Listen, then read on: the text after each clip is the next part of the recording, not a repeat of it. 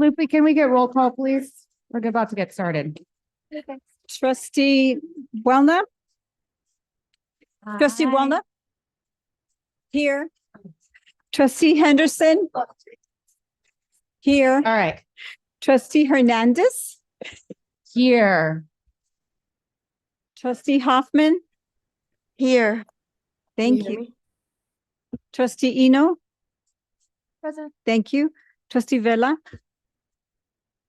Trustee Vettis? Student Trustee Francis absent. Thank you. And just for the record, Trustee Hoffman will be joining on Zoom and must use both audio and visual technology during participation. Did Lupe get me being present? I didn't hear that earlier. Yes, I do. I've got you. Yeah. Okay. Yeah, thank you. And Trustee Yeah. Henderson too. Thank you. Right. Trustee Eno, will you please lead us in the flag salute? Sure, why not? Okay, thank you. Please stand, everyone. Right hand over your heart. Here we go. I pledge allegiance to the flag.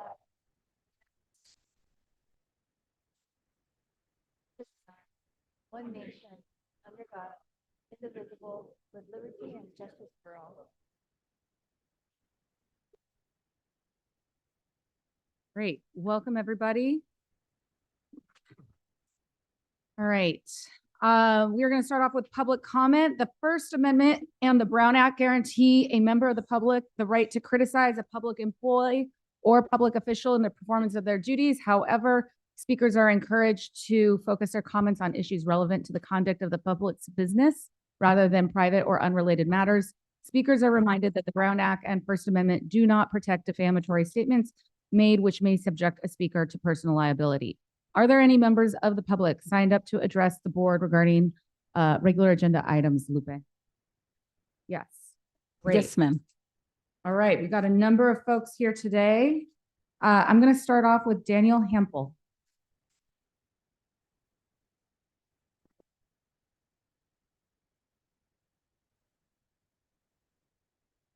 Good afternoon. Good afternoon. Hello, and thank you, Board President Hernandez and Vice Presidents Veras and Hoffman for putting forward Resolution 1, which is to prioritize foster youth in all housing that the district master leases, acquires or develops. I think this is a highly important resolution. We're in LA, home to the largest child welfare population in the globe. We know that young people in and exiting foster care face heightened housing precarity, with a quarter experiencing homelessness between 21 and 23, an additional 28% reporting couch surfing during that time. With 1,750 foster youth across the district's 9 campuses, this promises to significantly disrupt the foster care to homelessness pipeline. You will see there are lots of folks in our community here who have been working really hard on the subject, and I know that they are all very heartened by your leadership on this, so we thank you for that. And we are also looking forward to, in the resolution, there's speak of a symposium where we can really drill down on how do we solve this problem together as a community. So with that, I want to just voice my support for this resolution, and thank you very much to the Board of Trustees and all you do for your many thousands of students. Thank you very much. Thank you so much. Thank you. Next, we have Adam Miller.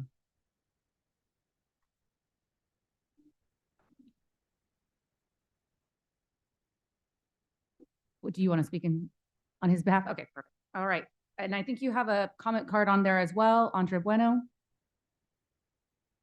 Yeah, he's a speaker. Keep him on. Thank you. I am here. Thank you for including me. As the CEO of Better Angels and a candidate for mayor of Los Angeles, just want to say thank you for this resolution, or this proposed resolution.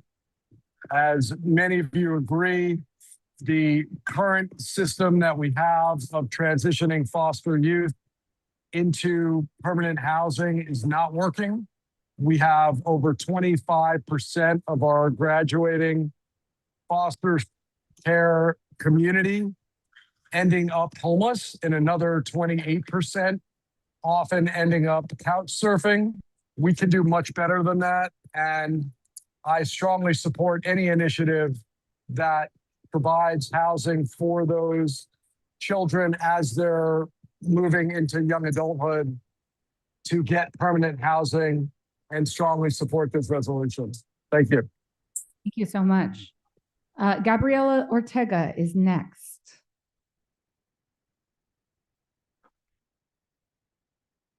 Hello, good afternoon. Hi, good afternoon. I'm supporting this bill, this resolution, I should say, and here on behalf of the Right Way Foundation. So we serve foster youth directly, and we actually have built new ownership models to acquire property to serve and house foster youth. And this particular service that we've been providing wrap around from mental health services to professional development services and now housing in a pathway towards higher education is so important. We're noticing that the most difficult barrier for foster youth and youth in general that are aging out of the system really comes down to housing instability. So if that's something that we can tackle all together and really be in partnership with, I think that it's going to really make such great movement to succeed in the ways that we hope for. So thank you. Thank you so much. We have Franco Vega next.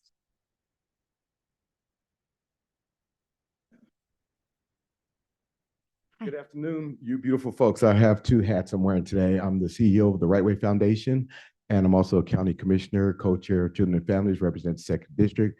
Beautiful Supervisor Holly Mitchell. Make sure we capture that. Okay. But no, I want to thank you guys, and I don't want to tear up, but I have lived experience. I was an orphan at a young age, and college was not in my scope due to not have the supportive services. So I had to join the U.S. Army back in '90. This is very important to us as a foundation. Like my director of housing just said, we just purchased a new property in Koreatown for $3.2 million. We have 16 beautiful AB-12 students that are going to be able to enroll in college and have a place to stay and attend LACCD or LA Trade Tech and get the proper supportive services. So on behalf of all the foster youth we serve in LA County, very important. We just want to thank you guys for being champions. Very important day for us. Thank you guys. Thank you. Thank you. Next, we have Anthony Pico.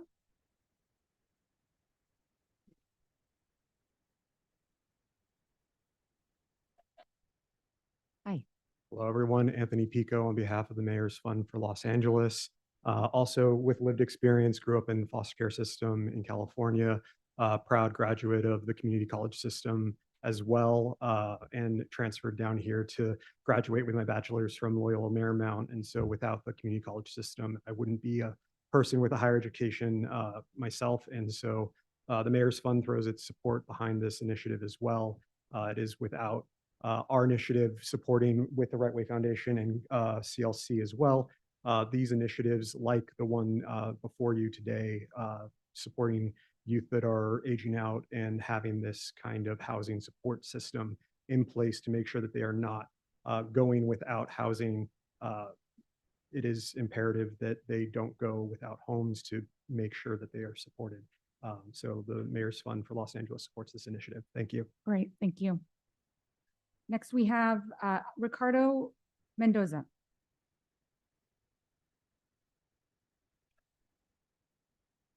Hi, good afternoon, trustees. Ricardo Mendoza with Coalition for Responsible Community Development. Here also to urge the board to support the resolution. As a nonprofit bounded and founded to support foster youth, we've dedicated 30% of our affordable housing to foster youth populations and know how important it is to provide these opportunities for success. So this is a great step in the right direction. We applaud you and stand in partnership as a community organization. Thank you so much. Next, we have Pat Conlon.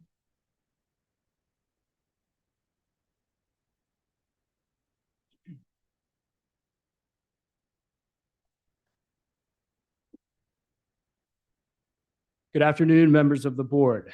My name is Pat Conlon, and I'm the Director of Programs at Stepping Forward LA, where I work directly with college students who are current or former foster youth who are experiencing homelessness while trying to stay in school. Recently, I worked with a student whose dream is to transfer to a four-year college. At the same time, they were living out of their car, arriving on campus early after showering at the local YMCA, attending classes all day, and sitting in the parking lot at night trying to finish homework before finding a safe place to sleep. They were doing everything right and still on the brink of dropping out because they didn't have stable housing. That is the reality for too many foster youth. For these students, school becomes a luxury because survival has to come first. You can't focus on your studies when you don't know where you're sleeping at night. That's why this resolution matters. Prioritizing foster youth in district student housing isn't special treatment, it's stability.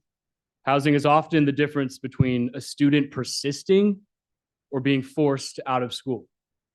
I strongly urge you to adopt this resolution and take a meaningful step toward ending the foster care to homelessness pipeline. Thank you for your time. Thank you so much. Next, we have Dexter O'Connell.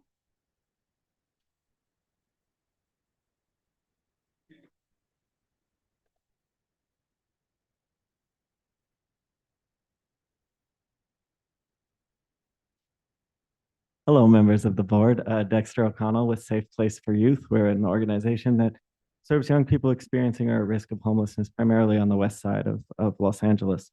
We are very pleased to support, along with all of our good friends back there, item G1.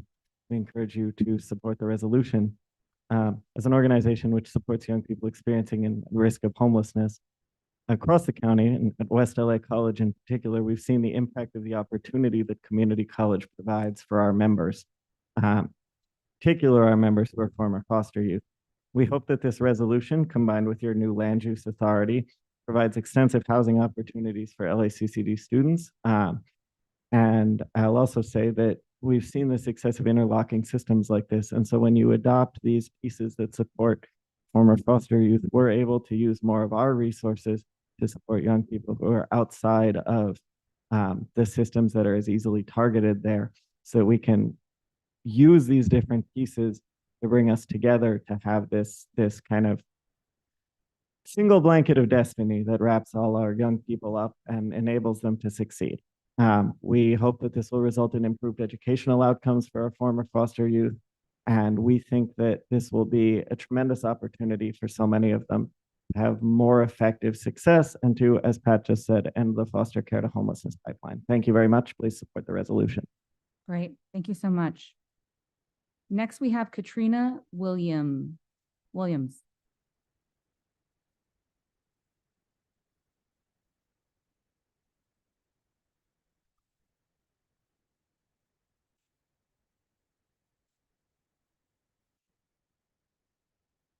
Good afternoon, everyone. My name is Katrina Williams. I am the CEO and founder of Changing the Faces of Homelessness. And we actually have a youth empowerment program where we house transitional age youth between the ages of 18 and 26.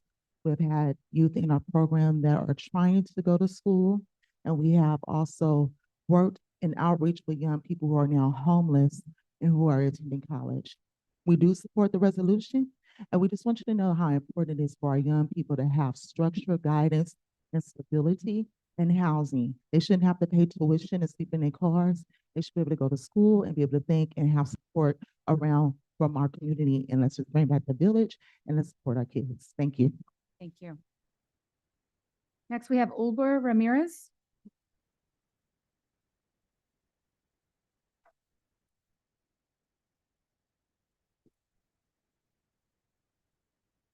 Hello, everyone. Good afternoon. I have a speech, so please bear with me. My name is Ulber Ramirez, and I am a case manager at Changing the Faces of Homelessness, a nonprofit working with transitional age youth here in Los Angeles County.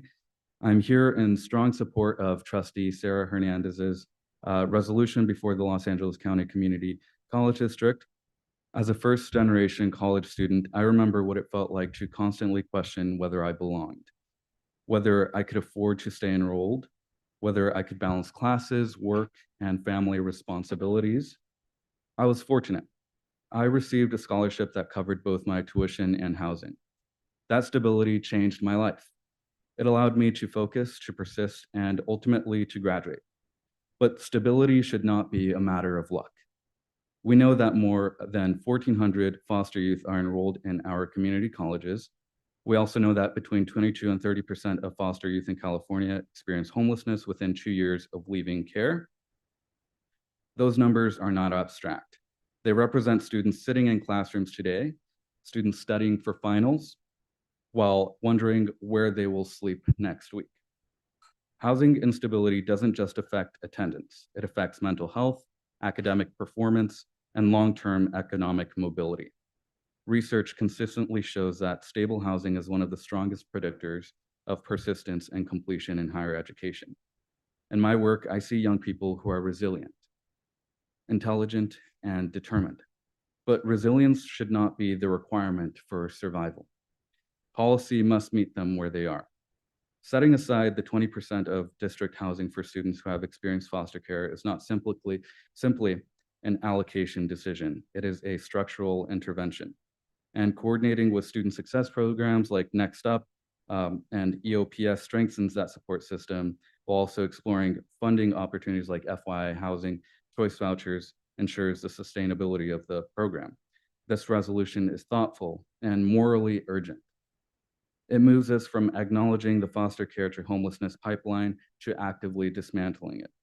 I respectfully urge you to pass this resolution and affirm that housing stability is foundational to educational equity. Thank you for your leadership and commitment to our students. Thank you. Next, we have Andre Bueno.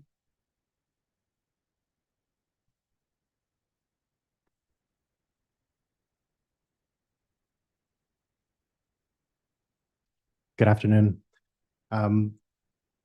Representing the Better Angels Affordable Housing Fund, I wanted to express support for this resolution, specifically as someone who attended the community college system and someone whose parents also went to LACC. To see the opportunity being extended to youth aging out of the foster care system is incredibly important for us and something we definitely would love to see and support more of. Thank you so much for putting this together. Thank you. Thank you. That finishes up our public comment. Chancellor, can you please lead the agenda item on disclosures? I will. Thank you so much, Board President Hernandez. Part of proceeding to vote on matters before the board today, trustees are requested to advise staff if there are any items on the agenda for which they have received a contribution from a participant in the matter, which requires disclosure and recusal under the Levine Act or another conflict of interest law. Trustees, when your name is called, please advise if you have disclosures to make on any of the items on the agenda, and if so, please identify the agenda item, a number of each such item. Please also state the basis for the conflict by either identifying the donor of a disqualifying campaign donation or by providing information about the disqualifying financial interest. With that, I will take roll call. Trustee Wella? Thank you. Trustee Henderson? None. Thank you. Trustee Hernandez? None. Thank you. Trustee Hoffman? None. Thank you. Trustee Eno? None. Thank you. Trustee Vella? None that I'm aware of. Thank you. And Trustee Vettis? Thank you. Great.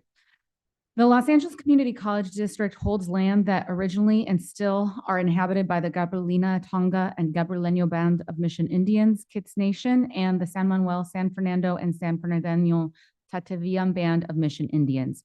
We honor and respect their elders and descendants as they continue their stewardship of these land and waters.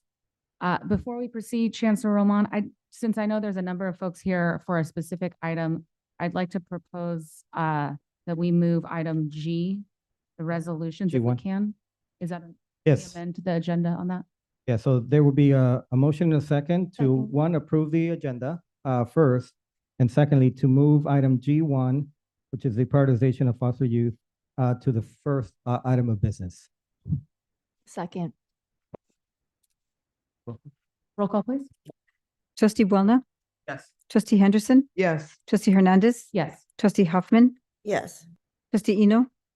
Yes. Trustee Vella? Yes. Trustee Vettis? Yes. Great. And Chancellor Roman, are there any other changes to the agenda or order of business? Oh, actually, was there one, Deputy Chancellor? There are two. I might, here we go, yes.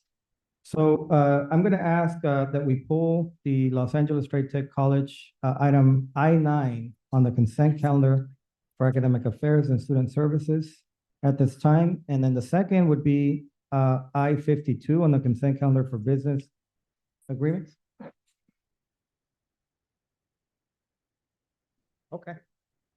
So it looks like it's going to be one. So we're getting live information, folks. So best way to do it. So we're down to one. This is item I-52 on the consent calendar for business services agreement. Sunshine Skate Foundation one-day event at Los Angeles Trade Tech College has been rescheduled. The change is from February 24th to April the 14th. That is the only change we're asking on the agenda today.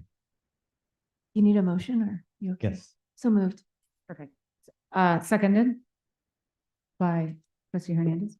Roll call, please. Trustee Boulna, Yes.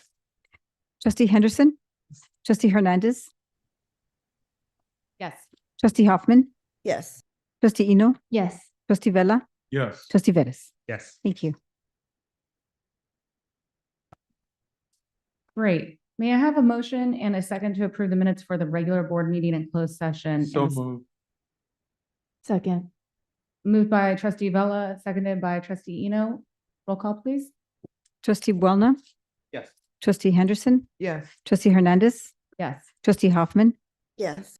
Trustee Eno, Yes. Trustee Vella, Yes. Trustee Vettis. Yes. Thank you. Great. Now I think we will move on per the amendment to item G, which are resolutions, before we go to reports from representatives of employee organizations. So moved. No, but can I, I'd like to add my name to G1. So Trustee Trustee Eno Eno, sorry. would like to add her name to G1. And Presented. I'll second the motion. I'm on it already? Oh, okay. No, he's I don't not. have to He's do not the on extra there. work? You, Okay. you got a second from Okay. Trustee Hoffman? Okay. Trustee Vella, you're not. Like to add my name. Yeah. Trustee Walna and Trustee Vella, I'd like to add my name also. Trustee Henderson as well. And you had a motion from Trustee Eno and a seconded by Trustee Hoffman. Great. And so this is the resolution prioritizing foster youth and student housing and integrating next step supports. And I just want to take a moment of privilege just to introduce this item and provide some context about why it was put forward. Many of us have experience working with foster youth and many of the different experiences that we've had professionally, personally. I worked in City Hall a number of years ago, not necessarily around foster youth, but around street homelessness in Skid Row. And I had the pleasure there of working with some amazing leaders like Mark Trotz and Dr. Susan Partovi at DHS Housing for Health, DPH, DMH, who are doing amazing work. I know Dr. Partovi, I believe, is still doing street medicine today in Skid Row. We worked together to create the first city-county community partnership, which was the first created multidisciplinary street team that has now been extended across the county and is the outreach model that's used. And while long overdue, I was always shocked that that was something that didn't already exist. I was very excited about that work, but I say that because there was a moment one day when I was grabbing coffee with Mark Trotz and I asked him, you have so much lived experience in this work. You have so much professional experience in this work.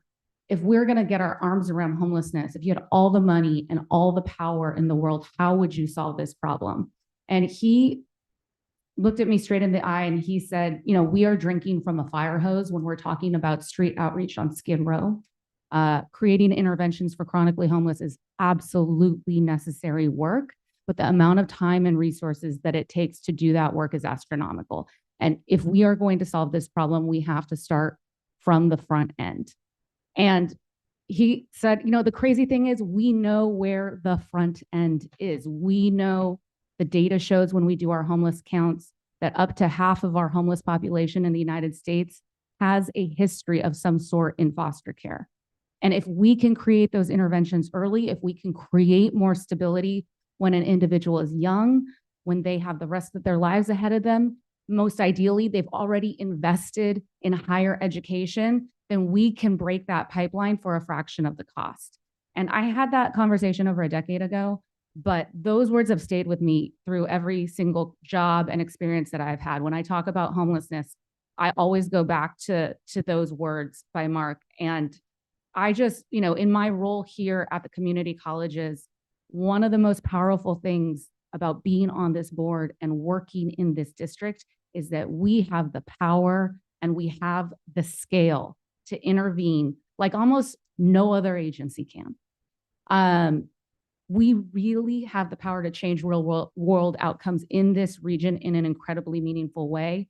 We know that when an individual is emancipated from foster care, the data shows that there's about a 31 to 46% chance that they fall into homelessness by the age of 26, often within the first few years of leaving that care. And so the district really has this power to change the odds for our students if we can guarantee housing opportunity for our aged out foster youth.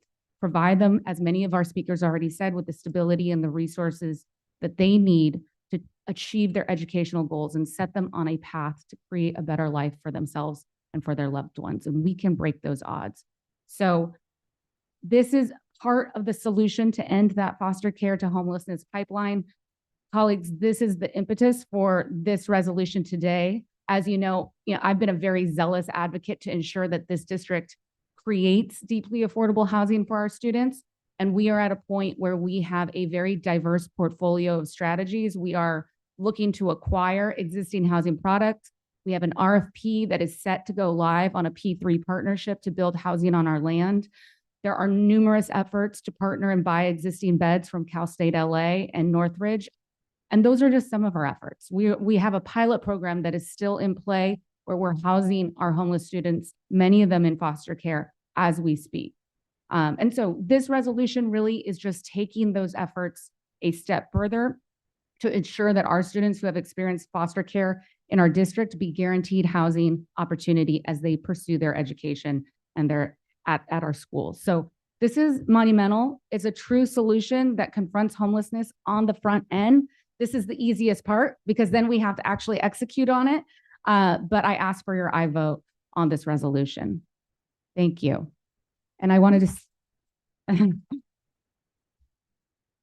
I want to open it up for discussion or if there's any other comments on the resolution. President Hernandez. Yes. So, I want to just, this has been a long time coming, and I think all of the pieces are coming together. I really want to thank the board. I want to thank the Chancellor, the community that's here today.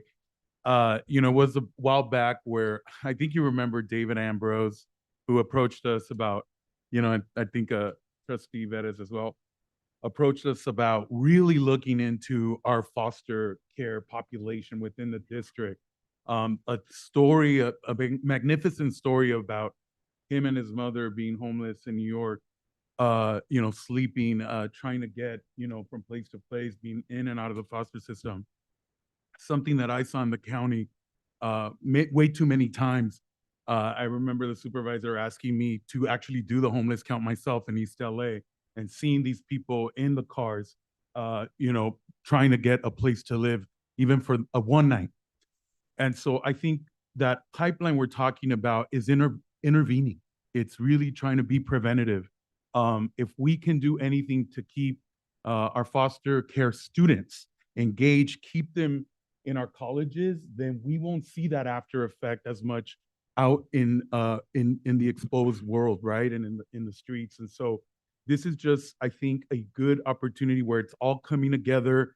I think this is the right time to be able to support your resolution. I really want to thank you for putting this forward and also doing the work. I want to, I have to give a shout out to Supervisor Lindsay Horvath, who has been also a great partner in this, in where we're going in this venture. So again, I am very, very happy to support the resolution. And again, thank you for the efforts and thanks to my colleagues, thanks to faculty and staff and everybody who's really been bringing this up for many years, our college presidents. Thank you all. Thank you. Trustee Veras? Yeah, thank you. First of all, I wanted to acknowledge our students here. The students that are foster youth, participating guardian scholars throughout the district have always been an incredible testament to what a chance and an opportunity can do for somebody. And, I think this last meeting, many of us were over at Valley College where we we ribbon cut a brand new building, and our student speaker was a foster youth. And what an incredible presence and presentation and talk she gave us. I know she's on her way to being President Gribben's accountant in a few years. She was tremendous, but that's an example of somebody who had an opportunity and hope, and it was tremendous. But I also want to acknowledge all of you for coming to this meeting today. Some of us have had a chance to see you all working as professionals and advocates, and whether we're running into each other at forums and FICAs and all these kinds of things. It's not the first time I've had a chance to see many of you and the work you do, but it's always great when we can connect the work here with initiatives. I think we've been talking about this for maybe a year or so to get here. But this is really exciting for us. But I think understanding the expertise you all bring to the table, the things that were spoken into the record are exactly the kinds of structures and spaces that we've been looking for, as well as being partners and actively engaged and involved. And so I very much look forward to the effort that's here. This is a tremendous bright spot for this district, and I think we can absolutely build forward and see us be a model for other places as well. So thank you. Thank you. Anyone else have comments? Just, I guess briefly, I agree with everything that everyone has said. Thank you, President Hernandez, for initiating a lot of this, and Chancellor, and the Vice Chancellor Sata and his team, and all the legal things that go along with it. It's so exciting to be a part of this project and to have such support from the community, the state, the local government agencies as well. It provides hope during a lot of challenging times right now. And so I just want to say thank you to everyone. And yeah, definitely to the students, please let us know how this is all working out, because we want to make sure we do it well. I'm sure it'll be a little bumpy, but we just want to make sure we're serving the people that we need to. So thank you. Great. And before we do the vote, I just want to make sure. Oh, sorry. Trustee Volna. Thank you very much. I actually had, I want to thank everyone again for doing this. I did have an opportunity to work at DCFS for several years a while ago, where I had to place individuals in foster care and group homes and the regular movement of individuals. So as we're able to offer a sense of stability, I'd like to thank our leadership at the district, our staff, and everyone here is here advocating, and our board leadership for that as well. It's really going to make a difference in everyone's lives, and thank you.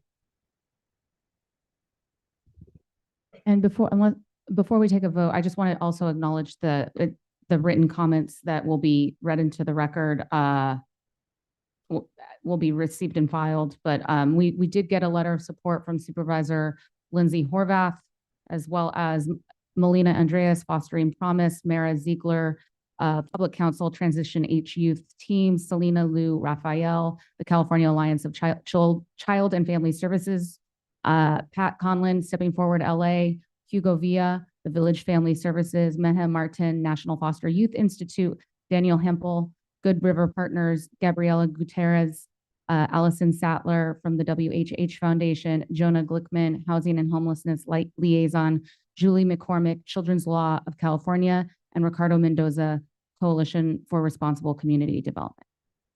And with that, Lupa, can we get roll call on this resolution? Trustee Buelna, Absolutely, yes. Trustee Henderson, Yes. Trustee Hernandez, Yes.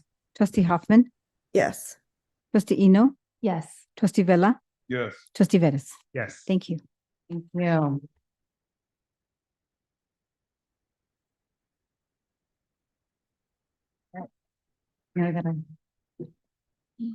All right, moving on.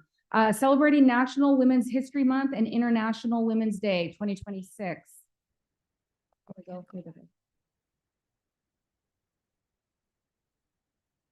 go back. Okay. All right. We are going to go back Thank you, everyone. to the representative reports. All right. Do any members of the resource table wish to be recognized at this time for comments before the board?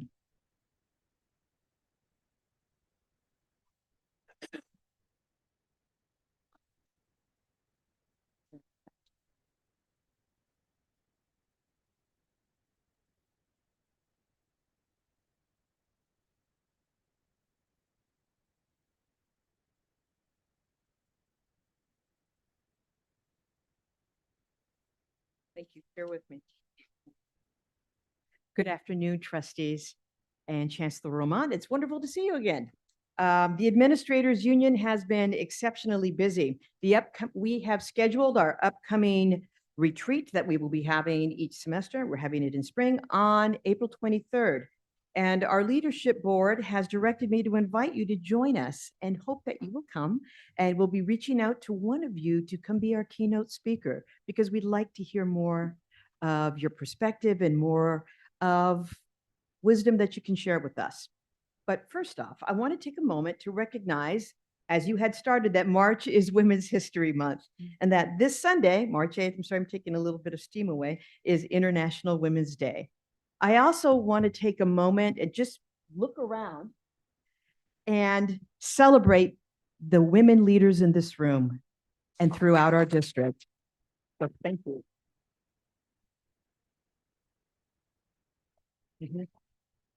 Many of us carry with us the memory of a woman who changed the course of our lives, a teacher who saw potential in us before we saw it in ourselves, a mother, mine, I'm not going to get choked up, who worked to help her children dream bigger, or a mentor who opened a door. These women shaped who we are. Women in leadership often get exactly that way, not by seeking power, but by answering the call to serve. They step forward when something needs to be built, protected, or improved. They lead with determination and, most importantly, with heart. And in doing so, we, the women leaders of this district, profoundly change lives. The work we do matters, and every decision we make at our tables, at this table, every resource we give to a student, every barrier we remove sends a message. And you did it today, just a few minutes ago. Your voice belongs here, your leadership is needed, and your service can change our world. Because leadership, and this is important for us to always remember, it's not simply about standing in front of the room. Most of the time, we're doing the quiet business and the hidden business of the district. But it's about ensuring others have the opportunity to stand here too. That's the legacy women in leadership have. Not the paths they walk, but the paths we create for others. So to every woman in this room and across our district, thank you.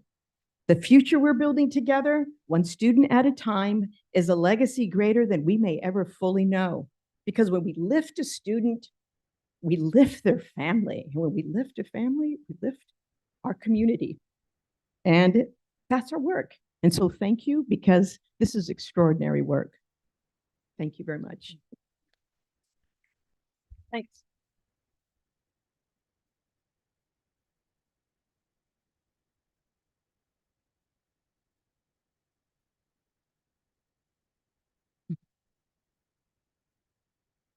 So good afternoon. For the record, my name is Angela Echeverry, and I'm representing the District Academic Senate. First of all, I want to express our support for today's resolutions on Women's History Month, Cesar Chavez Day, and of course, the one in support of prioritizing housing for our foster youth.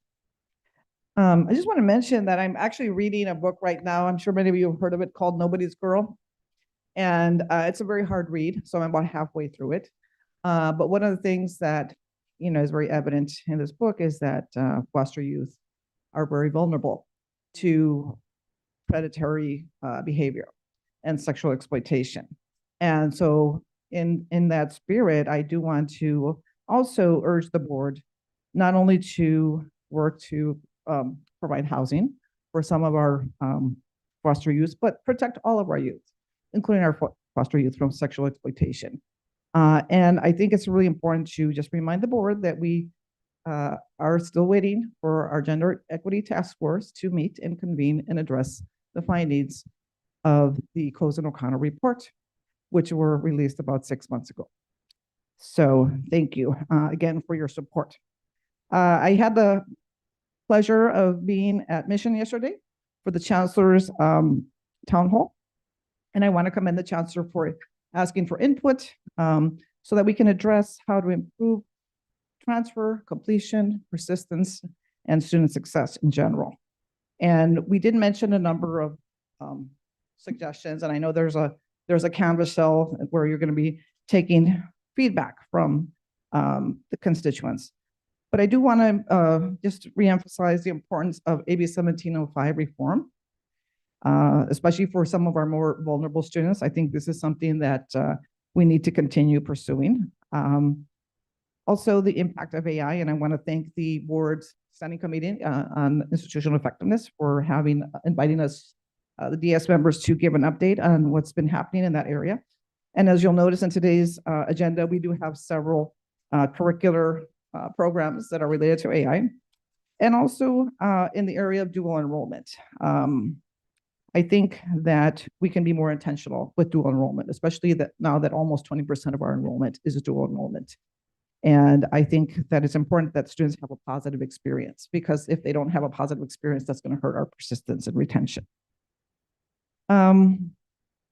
Finally, I just want to thank the board again for continuing to support faculty efforts, and we look forward to working with you moving ahead. Thank you. Okay, thank you. Next speaker from the resource table.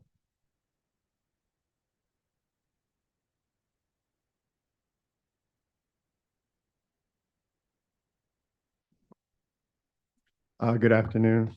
I want to also say Happy Women's History Month. I always think of Dolores Huerta at a time like this, because she's one of those unsung heroes of the labor movement. I know we all know Cesar Chavez's name, and we even have a holiday for him, but she was the co-founder of that movement. And I remember watching a documentary where they were talking to some of the owners that they were picketing and fighting against. And some of them said that they would prefer to deal with Cesar Chavez than Dolores Huerta, because she was a fierce and very intelligent, negotiator. And I remember I have a quote up in my office from her that says, it looks like it's on a stamp, and it says, behind every great woman stands herself. And that's a sad saying, because what it really means is us men are not as supportive of our partners when we need to be. So, so happy Women's History Month, everyone. We also want to stand in solidarity with AFT 1521A, our colleagues, as they sunshine their contract. And I want to take some time to talk about the Chancellor's also One District, One Vision Student Success Initiative. I really appreciate many of the things you said at Mission College. I'm going to try to attend all the other ones if I can. And there's some things I want to point out about it that I found really impressive. One was your holistic approach to our students. Your understanding that many of our students struggle, not just because they might not have been good students. Some have been great students, and some are ready to go, but many of them because they have issues of being housing insecurity or food insecurity. They have issues of having to take care of family members and so on. And there's a recognition in your work that you want to do that could address this. I also appreciate that retention is the focus. One of the reasons I ran for president years ago was because I saw that our union wasn't focusing on the concepts of retention enough, as we saw that we were getting lower and lower enrollments right even before the pandemic. It was starting to hit us. And it hit K through 12, as you mentioned already, and it will be hitting us. So while we still do want to increase enrollments, retention is going to be key to our success, because there are going to be smaller and smaller cohorts coming in the future. So we need to hold on to each student as precious as they are. And I also like your focus on Black and brown men, because they have the lowest retention rate. And it's something that needs to be addressed. It's something we do need to look at. Doesn't mean, as you said, that we are not going to be looking at the issues for women as well. But to focus on this group will also help the other groups as well, as many of them will struggle in many of the same ways that you will find for Black and brown men. And I really appreciated how you saw all workers at the LACCD as valued partners in this initiative, whether us as faculty, whether it's you as administrators, or whether it's the staff themselves. And you even use the example of a custodial staff or groundskeeper, that helped you out when you were young and going to school. And the thing I appreciated most was asking for input from those stakeholders, using that QR code where they can directly give input with their bright ideas on how to make this initiative work. And I look forward to that. I'll let you know right now, Christine Wright has already given you this input because she gave you that 10-point plan. So I will send it to you again so that you could review it. But a lot of that fits into what you're talking about in this initiative, this holistic approach towards our students. And I also appreciate the conversation that we've had and the work that we've had around AB 1705, because as we're talking about what keeps our students from completing, one of them is if you're only going to offer them college level math, they don't stand much of a chance of finishing for many of them. So we need to fix that, not just for the math portion, but for the English portion too. Just as on a voluntary basis, give them the option and opportunity that if they aren't doing well in math and English, they can take these courses to shore up their skills and we can get them to transfer to. All right, so thank you.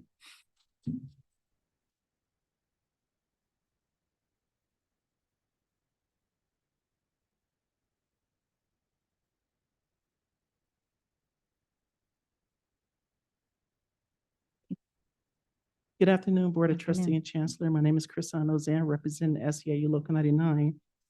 Today, I want to first thank this board for recognizing Women History Month on today's resolution. Today and every day, we celebrate the women who inspire us, support, and lead with courage and compassion. May we continue to uplift one another and create a future every woman can thrive. And I want to take this time to honor the women on this board for your leadership, and the women in our bargaining unit, and the women across the district. And lastly, Local 99 also stand in solidarity with AFT 1521 and our sister union 721. Your fight is our fight. What affects you affects us. And I just want to say that I hope that you have a successful bargaining session and that you accomplish everything you want for your members. Thank you. Thank you. Good afternoon, Board of Trustees, President Hernandez, Chancellor Rahman. My name is Bruce Hicks, Chapter President of S.E.I.U. Local 721, representing the Supervisor Unit of Los Angeles Community College District. I'm here this afternoon to formally deliver our Sunshine Notice, our initial proposal for a successor collective bargaining agreement pursuant with the Government Code 3547.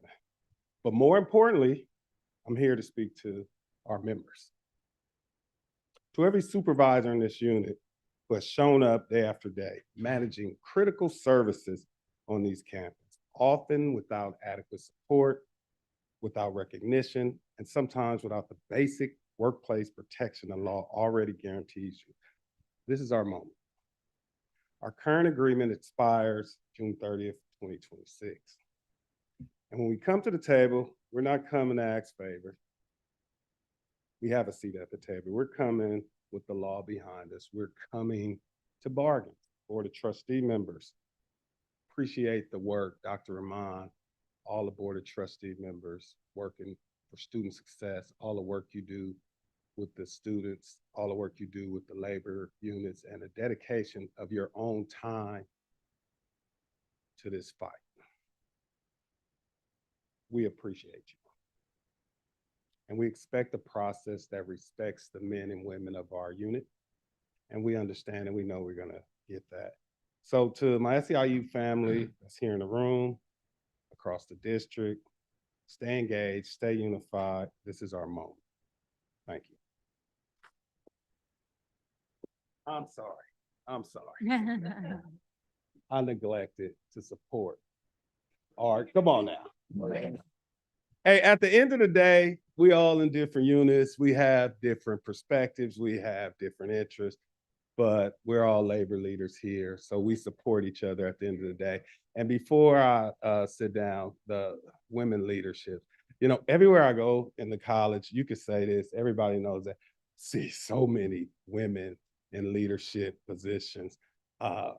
I'm proud of the women that serve this district. I looked on my executive board and we had people retire and I'm like, okay, everybody replace them as more strong women. So just support you, thank you. and everybody. Appreciate you.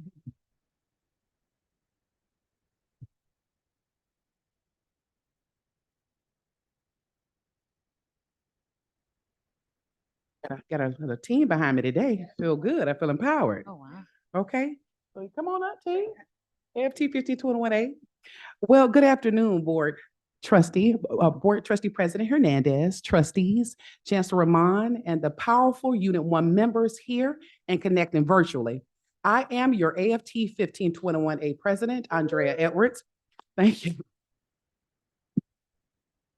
But before we step in, I'd like to say Happy Women's International History Month, and what a bold progressive resolution. What a bold progressive resolution, and we stand in solidarity in support of it. Today, just a few of the many, we stand in solidarity today, tomorrow, and always. As of today, we are standing ready to announce that AFT 1521A, as we are all prepared to begin our negotiations of our 2629 successor collective bargaining agreement. Thank you to our sister unions. Thank you for standing in solidarity with us. Like President Hicks says, it doesn't matter. At the end of the day, we may vary, but solidarity is one thing we will stand with. Today in the board agenda, you will find the union requested articles to sunshine. As we begin to prepare for our negotiation cycle, I would like to cite from our CBA Article 1, our preamble, the beginning of it all. Here's what it states, as we brush past this real quick, right? It says, we enter binding collective bargaining agreements and a spirit of mutual commitment to the enhanced welfare, excellence, and prestige of the Los Angeles Community College District, and join in dedication to the students and the community. We are pledged to serve. This truth remains, and it is the hope that the district is ready to make progressive and champion radical changes. This is not a got you moment. This is really about us protecting our liberties, as the federal government is already attacking us. A house divided will never stand. We're at a crossroad, a nexus, as you can also say. We're here to ask that as we prepare for negotiations, the district continues to choose that bold and progressive action that support classified staff, to not settle for the status quo. We see what it looks like when workforces are becoming stretched thin. Service quality erodes and the morale suffer, ultimately impacting our mission as a whole. The costs of inaction are real and it's immediate for our members, our students, and our community. This is why we are urging that we need in this space to champion equity, not in just words, but in action, in that binding collective bargaining agreement. We ask that the district remain forward-thinking and progressive, and that change not be relegated to stratification. And that's huge, because we protest stratification because it's a way for the human mind to chunk classification, and oftentimes we make the failure to put weight on the value in these systems. That is not what it is about. As the Unit 1 members know that negotiations, we are opposed. We're research analytical. Let's get it twisted. We are the paraprofessionals, so we come not to play. But we are the wheel in which this organization is built. We are the catalyst. No matter how much money you spend on research to get an effective drug, without the binding agent, it is rendered useless. We're not the Me Too. We are our own subcategory on a road that is a two-way street.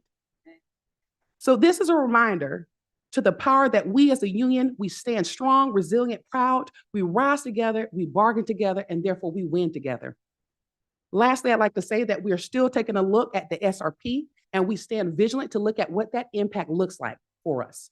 We're still assessing those things. And I'd like to say, again, there is no class without classified, and thank you. And thank you to my sister unions. Thank you.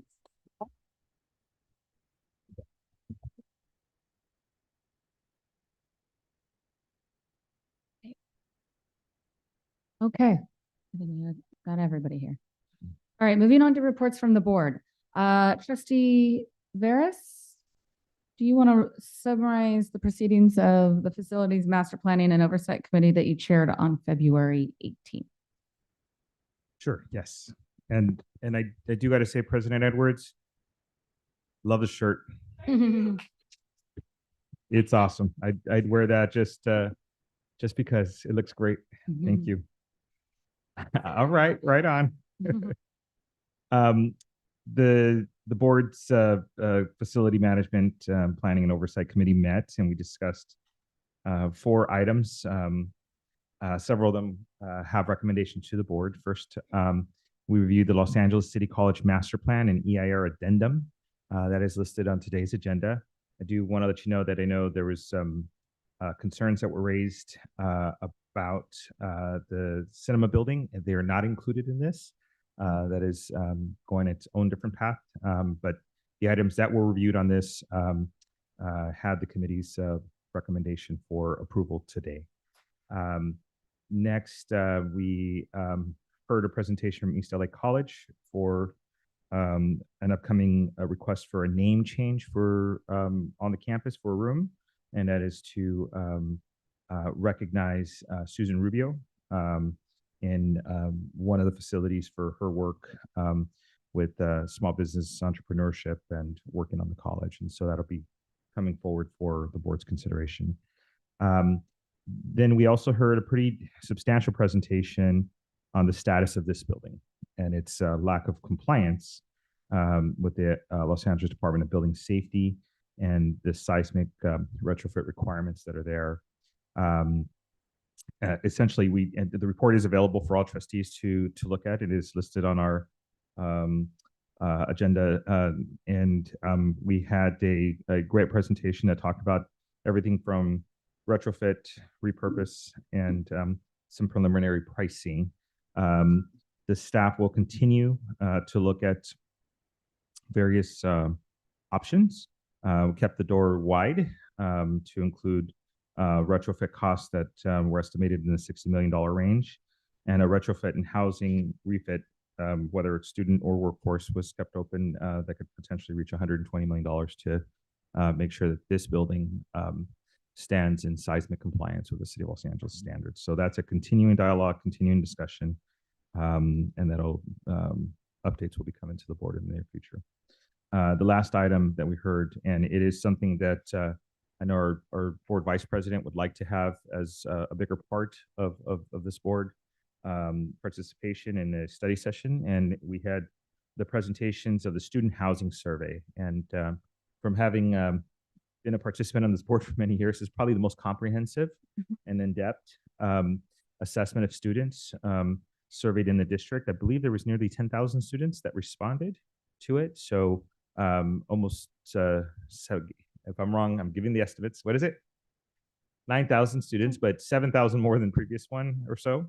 So pretty robust participation. And so we have everything from feedback on the kind of housing, the need. And so I think at the committee, we decided it would be a good idea to have this be part of a full, robust study session for the board to take a look at. So that'll be coming to all of us in a date shortly. So that's it for the committee. Thank you. Thank you. Trustee Vela. Trustee Hoffman, please summarize the proceedings of the Budget and Finance Committee that you chaired on February 18th. Thank you, Chair Hernandez, and I apologize for not being there in person. The flu got me bad, so I'm sorry for not being there. The 2024-2025 bond financial reports and audit were presented by KPMG. The committee recommended acceptance and approval of the bond financial reports and audit to the full board. We also received information on the second quarter financial report. We then had a special board meeting, and the full board accepted and approved the 2024-2025 bond financial reports and audit as recommended by the Budget and Finance Committee. Thank you. Thank you so much. Trustee Eno, please summarize the proceedings of the Institutional Effectiveness and Student Success Committee that you chaired on February 18th. Yeah, yes. So we had a couple presentations that were really thorough and exciting. One was from City College regarding our cybersecurity AS degree, the Certificate of Achievement, the Cybersecurity Analyst Certificate of Achievement, and the A+ Skills Certificate. It was really exciting because I think this is one of the newer areas that we really need to strengthen and develop on, and it's a really good job market for our students and overall community. It was really impressive. I think the one area of concern is that their faculty is a lot of them are taking the CERP, so we will need to make sure that we hire the proper faculty that can sustain this program because it is one of their up and coming shiny programs. So it's really great to hear about that. The way that they're offering sequencing. So essentially students can complete this in, I think, two semesters and an intersession. So it's a really great way to get entry level work. I know there was questions about from my board colleagues to my right about pipelines to careers and sustainable salaries. And it is definitely a gateway to creating some livable wages and potential really good job markets. So thank you to City College for that. After that, the District Academic Senate also talked about another very fast-paced topic of AI. So they updated us on their task force, what they're doing to implement in the classrooms, and overall just building policies. I know they're actively working very hard. It feels like it's not fast enough, but I think it's just because of the way that everything keeps moving so quickly, and just getting our staff and faculty on board on how to manage it all, to make it fair for our students and our faculty to work within the environment that they're in. I think they have the opportunity to present, is it nationally or statewide? You have potentially will be presenting, right? Statewide at a conference coming up. I think that was one of the hopefully future proposals. So, right, that was, yeah. So hopefully we will be on the map too for what we're doing here at our local district. But I think just overall, thank you for staying abreast of all of this, District Academic Senate. I know it's a very challenging and fluid area, and we want to make sure that our students are using these tools and our staff and faculty in an effective way, right? Because it's not going to go away. So it's just a matter of using it to continue being those critical analytical thinkers and not just relying on this technology that's coming out the pipeline. Also, I want to give a huge appreciation to Vice Chancellor Pearl and Millie for creating this really cool sheet, a student services inventory. I asked if we can just kind of get an idea of what which college is doing as far as offering for student services. And they went above and beyond my expectations. So I'm hoping it'll be published somewhere on our district website, but it basically shows all of the affinity groups and student services by college. And so as we are helping our students, we will know which college offers certain programs, offers certain student services, and just also if there's gaps in what we're offering, maybe to kind of figure out why we don't offer those services there as well. But there's a glossary. Each of them have a link. I know it was quite an undertaking, but it's such a good resource. As a trustee, we see people everywhere from all different areas. And so to be able to say, oh, Pierce College has this service for you. And, those types of things, I think is really helpful. I think they're also going to work on an academic one too with majors and certificates. So I know it's a huge undertaking, but just thank you. I think it helps us better send students to where they're going to be best fit for their needs. So that was basically it. I think that was all board colleagues on my team. Yes, thank you. So the next meeting I think is March 18th, and that is for all for now. Thank you. Great, thank you so much.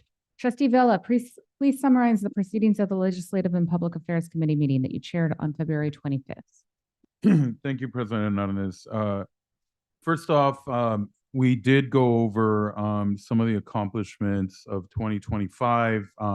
There's a lot to mention here, but really thankful for our federal advocacy where we brought in over $4 million for the Pacoima Center, our cybersecurity center at LA Valley College, Harbor College, and Pierce College for our workforce development and community engagement. We had some great successes last year. I don't know if you guys were impressed by our former trustee, Mike Fong, who in the Assembly championed AB 323, which allows community colleges to use strong workforce money for internships. That was signed by the governor. We also co-sponsored AB 648, the Zabur bill to strengthen community college student and staff housing. And then AB 695, which did pass the legislature. The governor didn't sign it.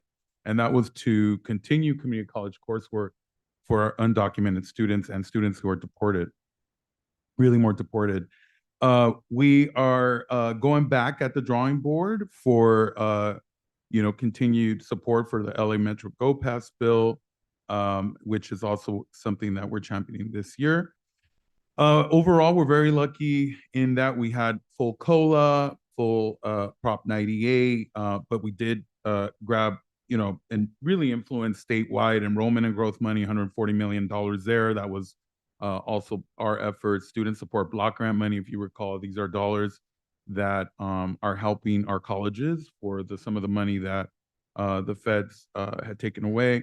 Emergency financial assistance, $20 million, and the resource centers, our liaisons, got $15 million statewide.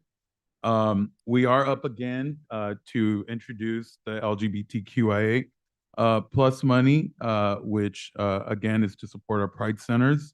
That's something that we're also embarking the journey to get that. We also have our local advocacy, which are strengthening LACCD relationships across the cities and county and school districts. We are heavily invested in looking at LA Unified's budget and their continued, I would say, challenges to see how that affects our dual enrollment and how we can best prepare ourselves. And we'll be, continuing to work on that. Also looking at, the County of Los Angeles went through $100 million of homeless services cuts. So how does that affect us and our community? So we're looking at ways that we can assist with that as well. Obviously, as you can imagine, so much going on with the Olympics to the convention center rehabilitation and project to, so many events that are happening where we are talking to local government about how we can partner and ensure that our students have access to these jobs that are being created. With that being said, we are introducing new bills. AB 2466 FONG is a strong workforce regional consortia bill. And again, this is to strengthen workforce development money and strong workforce money for us. We are introducing a California Community College trustee compensation bill. The Los Angeles Community College, California for Climate Change. We really want to make sure that this is ingrained in the state. And so we're looking at that as well.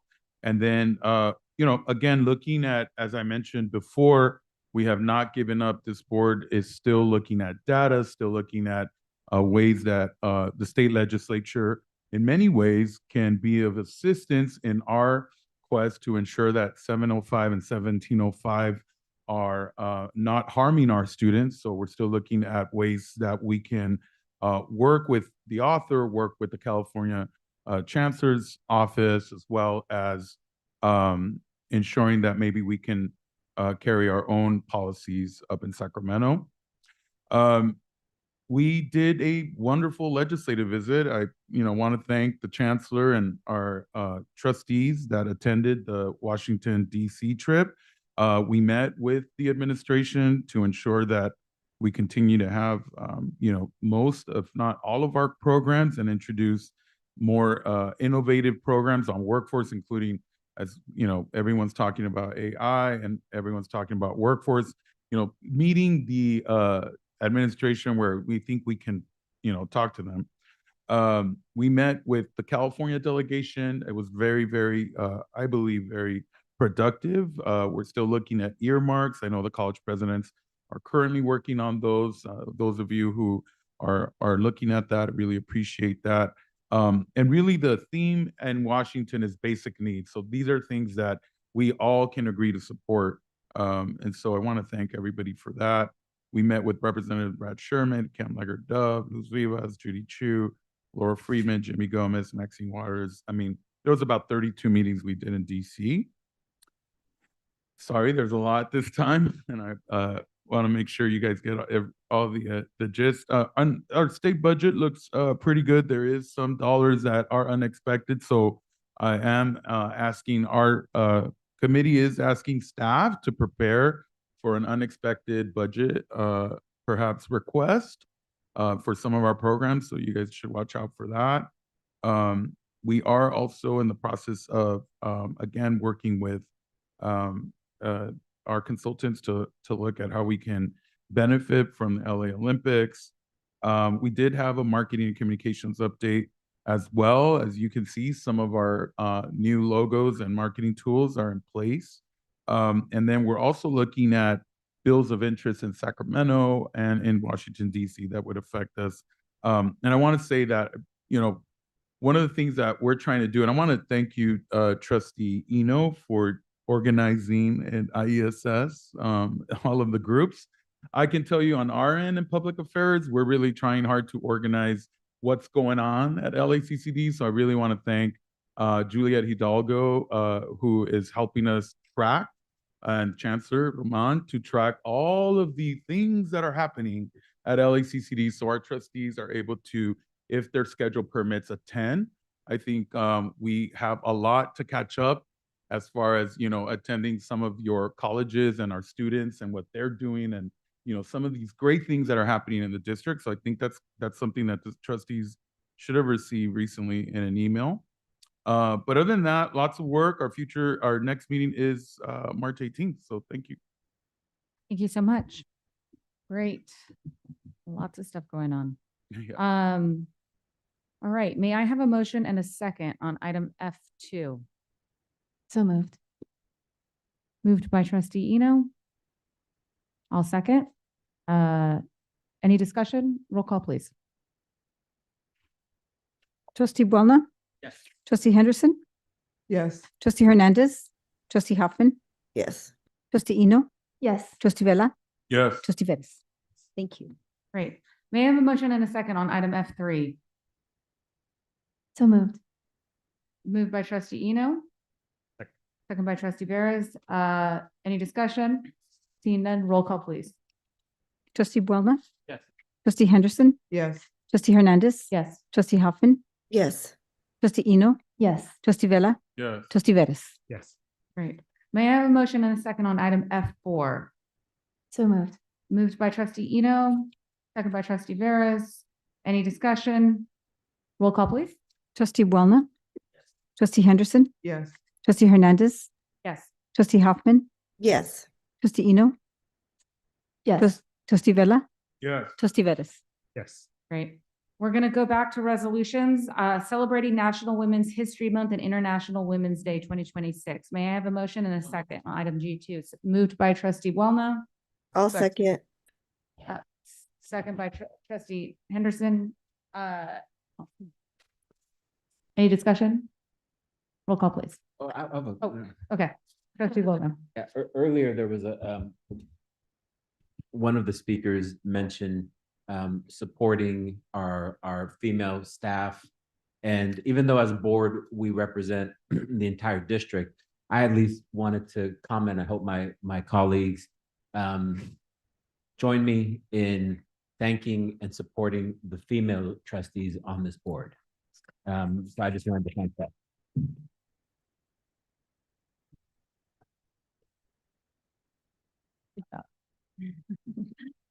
Moving on, recognizing Cesar Chavez Day, March 31st, 2026. Did we vote on this? We did not vote on this. Motion, roll call, please. Trustee Boulna, Yes. Trustee Henderson, Absolutely. Trustee Hernandez, Yes. Trustee Hoffman, Yes.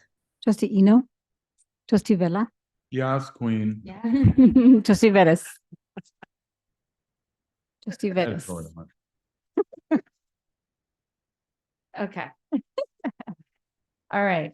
Now recognizing Cesar Chavez Day, March 31st, 2026. Moved by Trustee Wellna, Second. by Trustee Eno. Any discussion? Roll call, please. Trustee Boulna, Yes. Trustee Henderson, Yes. Trustee Hernandez, Yes. Trustee Hoffman, Yes. Trustee Eno, Trustee Vella, Yes. Trustee Vettis. All right. We will now turn to Chancellor Roman for his report. Thank you so much, Board President Hernandez, members of the board, colleagues. Want to again first take a moment to acknowledge Women's History Month. We honor the achievements, as has been said, contributions that really have shaped areas like in education, industry, public service, our own institution. But I think it's also important for all of us to recognize that we have a lot of work still ahead. We have a lot of work ahead to bring about equity for women in all aspects of our work. And I think it's important not only to celebrate, but also to acknowledge that we still have significant work ahead. Within LACCD, our women leading classrooms and departments, executive office. And again, as Trustee Wellner pointed out, our Board of Trustees are now led by a majority of women. And clearly, it is evident that their leadership, scholarship service has really strengthened our colleges over the years, as it was evidenced today with the proposition and resolution to continue to help foster youth under the leadership of Trustee Board President Hernandez and the entire board.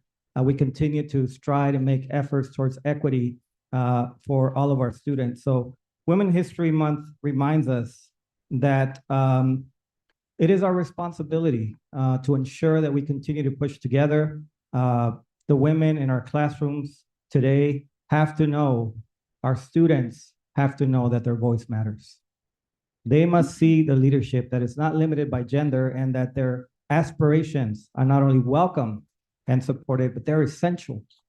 They are essential to ensure the strength, the progress, and the long-term prosperity of our communities that all of us very proudly serve. So I wanted to add those particular comments. As educators and professionals, we play a critical role in fostering environments where every woman, especially those from historically represented communities, are seen, heard, and empowered. And on a personal note, I have the privilege, I have the honor of having women in my life who have shaped my career, both professionally and personally. And I could say with clarity that a lot of the personal and professional growth that I've had myself is owed to the women in my life who have shaped me in the person that I am today. So I want to thank them personally as well. And thank you so much to each and every one of you. Okay, thank you. All right, we can go on to the next slide, please. Next one. Sorry, I forgot to look at the. There we go. Very quick on enrollment. My message is simple. We continue to see enrollment growth from semester to semester. This is spring of 2026. You'll see a 6% increase in headcount, a 4% increase in enrollment. We have about the same number of section count, maybe a little bit more, but also an increase there in the enrollment divided by section. That means more students per classes. So around across the board in gender, you see increases for the most part, and also in unit load. So again, kudos to the college presidents, to their teams, to the faculty, staff, who are all working together to continue to increase in the area of enrollment. We can go to the next slide, please. This is the other breakdown here in terms of age. Again, increases across the board. Our ethnic groups are, generally speaking, all increasing from semester to semester, spring to spring. But of note here, again, I'll point out the non-credit headcount and enrollment. Colleagues, we continue to see significant gains in non-credit enrollment, and that is a really good thing. You'll see a 10% increase from last spring. And again, as I'm visiting the colleges, I'm seeing the impact that the leadership of the teams out there have. The faculty, non-credit faculty or teams are really pushing to increase enrollment in the area of non-credit. I'll say it again, I keep saying it every month. Why is that important? Because non-credit is serving segments of our community who have historically have not had access to higher education. We're talking about language learners. We're talking about older students. We're talking about folks who for the first time envision actually going to a college. So we're hitting those segments. Every segment, every corner of our community has access to higher education. And many times it starts with non-credit enrollment. So kudos. Let's give our presidents and our colleagues a round of applause for that. I think it's definitely worth needing and acknowledging. Moving on, please. So you heard it already. Town halls, we have kicked them off. I want to thank President Gribbons. We were at Los Angeles Valley College last week on Thursday. Yesterday, we were at Los Angeles Mission College. President Ornelas, thank you. Also, we had a good turnout, colleagues. And I also want to thank President McKeever, President Echeverry. Both were there at Mission College yesterday. The chapter presidents are showing up. The classified leaders are showing up as well. We're having good conversations about this notion that for the first time in the history of this district, we need to work together in unison, collaboratively. We're learning from the colleges on their best practices. We're learning from the colleges on particular programs that have profound impact. We want to scale all that up because together we are the power of 9 And our role at the district office, as I've said it many times, is to provide the support you need to do the great work. We don't generate FTEs here at the district. Our role is to make sure you have the resources and the opportunities to do the amazing work. Hence the vision of one district, one vision, student success. So we've done 2 so far. We will be on the road for the next month and a half doing the other 7. And again, I appreciate the college presidents, their hospitality, their willingness to present with me. Their voice is powerful when they're talking to their constituency and their stakeholders. Trustees, you have received a calendar. You'll see the town halls on there. If you are able to join any of them, I welcome you to join me as we, again, continue on this initiative of one district, one vision, student success. So I'm going to ask Juliet real quick to talk very briefly about how we're going to continue to get input throughout the spring semester. This is not a one-off on the town halls. We're going to have an opportunity throughout the entire semester to allow our faculty, staff, and administrators to continue to provide input on this mission of one district, one vision, student success. Thank you for that. And hello, Board President Hernandez and trustees. And Trustee Hoffman, I hope you feel better. The flu is no joke this year, so hope you feel better. So yeah, one thing we've been doing is that it's been great to have, we've gone to Valley, we've gone to Mission. So shout out to both presidents, killed it. And so you guys have big shoes to fill, the rest of the president. So I just want to throw it out there. But so we've been coming up with an idea that we actually create a Canvas course for each site. So if you go to Valley, you get your own Canvas course, and you actually can do an online submission form and fill out the forms in the 4 categories. Because we really want to keep the dialogue going. This is not a one and done, but this is actually a one and going on discussion. And so from there, we're actually going to report back out what comes out from these discussions back to the colleges so they can kind of see what people are saying. But so far, we've had 85 people who actually have given their opinions or their discussion questions or their comments for these 2 different approaches, which has been kind of nice for the town halls. So the feedback, like I said, we're going to compile it and then report it back to each college. And I want to show a highlight video of kind of like the last 2 visits.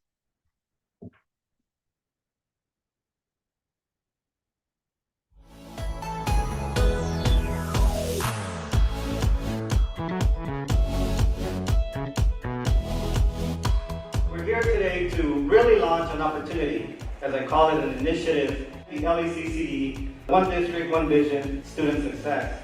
We believe that every single student that comes through the door needs to reach their full potential, regardless of zip code, economic background, gender identity, immigration status. Every single student deserves the right to an education.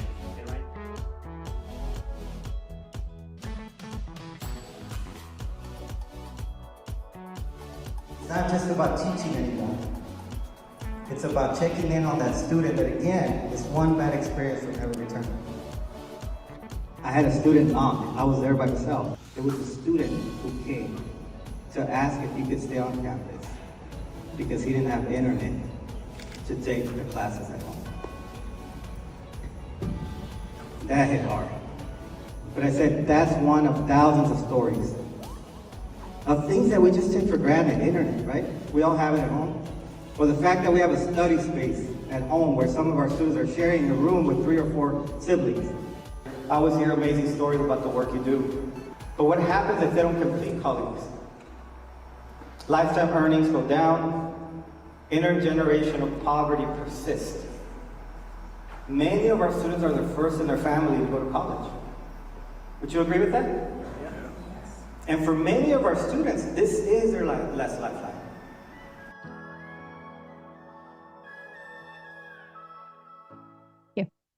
Thank you so much. Appreciate it. And again, thank you, Mission College, Los Angeles Valley College. We look forward to visiting the other 7 colleges. Colleagues, the last part of my presentation is always, in my opinion, the best part. We get to hear from the colleges today. We have the honor of having West Los Angeles College give a short presentation, amplifying student success through equity. And I'd like to present now the college president. I don't use interim titles because you're there and you're doing the job. So college president, Dr. Matt Jordan, welcome to you and your team. Good afternoon, trustees and Chancellor Rahman. It's my sincere honor today to introduce Dr. William Sims, our Vice President of Student Services, Enrollment Management, and Equity Initiatives. And he will be introducing two of our amazing employees at the college to talk to you about our equity and student support programs. Good afternoon. How's everyone doing? Good, thank you. I want to start by saying this by no means is the comprehensive view of all that we do on campus. We have so many talented professionals on our campus pushing every day to ensure that we're expanding access, that we're providing opportunity, that we're giving the guidance that students need and the support that's required to get them across the stage. So I've got 7 minutes, I'm told, so I won't stand up here like a pastor. I'll try to be brief. Can we go to the next slide? What we've started with is a comprehensive overhaul of everything that we do at West. Dr. Anthony Cuomo and Dr. Artur Aslanian were essential in guiding the entire campus and really looking at how we align our Vision 2030 work, the C plan, and the Education Master Plan. As you can see from this diagram, we've done a lot to ensure that we identify very clear themes and goals, which are equity and anti-racism, belonging and community, programs and instruction, student support, and then climate and workforce. We really are looking at how we braid funding, how we identify new funding, and how we maximize the use of the funding that we have to expand opportunity for our students, to ensure that we're building bridges to completion and working specifically with faculty and our classified professionals who are really the frontline teams that deal with helping students accomplish these goals. And so by deploying the EMP strategies in alignment with C and the Vision 2030, we're really looking at how we connect our programming there. Go to the next slide. Our Racial Equality and Social Justice Task Force started out as a recommendation of our College Council. And so this group made up of folks from all of our representative bodies is really looking at the institution inside out and working to figure out how we move from onboarding to guiding our students through building out co-curricular teams and that include our instructional and faculty to then create work for all of us. The thing that we realized is we needed to identify for each of our employees their role in helping increase persistence and retention and ultimately completion for our students. And so this Racial Equity and Social Justice Task Force came up with 32 recommendations for the college. And now under the leadership of our new president, we will work to make this a permanent body by which we review data, look at programs, and then come up with solutions to continue to maximize funding and work not just to create an equitable environment for our students, but to understand how the institution is supporting our faculty, our classified staff, and other members of our team to ensure that we're reducing burnout and creating sustainable work.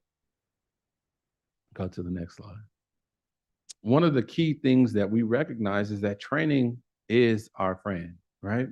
As we talk about growing our practice, as we talk about expanding opportunities, we have to train. And so if you look at our data around the professional development work that we've had, over 74 sessions in just the last year alone. We've had almost 1,500 participants with an average attendance of almost 20.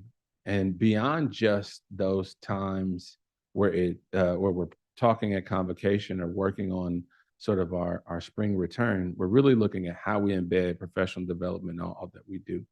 One of the other pieces and hallmarks of leadership at West is that we're working to ensure all employees can participate in training.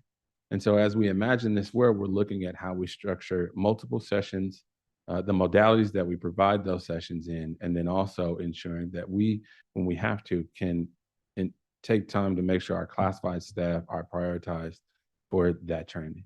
We'll move on. Next slide, please. The amazing thing that I have had the pleasure of working with our teams on is expanding spaces. When we talk about sense of belonging and ensuring that students own space on campus so that they can create that fourth place, our centers are becoming the place where our students are growing. Our BSU Emoji Center is growing fast. We went from 12 students enrolled in our BSU program to reestablishing an emoji program that had been gone for a decade. That program now has 135 participants. So I'd like to lift up the work of Shaquan McGill and many others who are ensuring that our Black students have a center as well as programming connected to identity, success, persistence, and retention. Our Rising Scholars program is robust. If you come to West, and hopefully on May 9th, you'll all join us for that Rising Scholars district-wide symposia, you will recognize the amazing stars. Our ASO president is one of our Rising Scholars leaders, Alexis Chavez, who's in Washington, D.C. right now, expanding their advocacy skills with our ASO team. Our Climate Center continues to thrive and be a hub for not just students on campus, but the community at large. Hosting events with average attendance of 300 or more, climate is a priority. Climate is social justice. If you can't breathe air, if you don't have clean water, then you'll never be able to thrive. And so grateful to Dr. Jo Tavares for the work that she does. You'll hear a little bit about the Wildcats Den, so I don't want to spoil that. We've talked a little bit about ASO and the work we continue to do there. We opened a Veteran Success Center this spring and fall, and we continue to grow our service to veteran students. And then we have our College to Career program for adults with developmental disabilities, where we're working diligently to ensure that in partnership with the Department of Rehab, we're providing career training and access to careers and support for adults who have developmental disabilities. And so when you come to campus, even in our facilities team, you'll see some of these adults training and preparing for a career. And then we're preparing for the opening of our Dream Pride Center here in the next few months. So we're really growing that work. We're excited about it. But I wanted to get this out of the way so you could hear about one of the most amazing things that we do from two of the most amazing people on our team. I'd now like to introduce Dr. Edna Shavari, as well as Genesis Romero, who lead our Wildcat Den.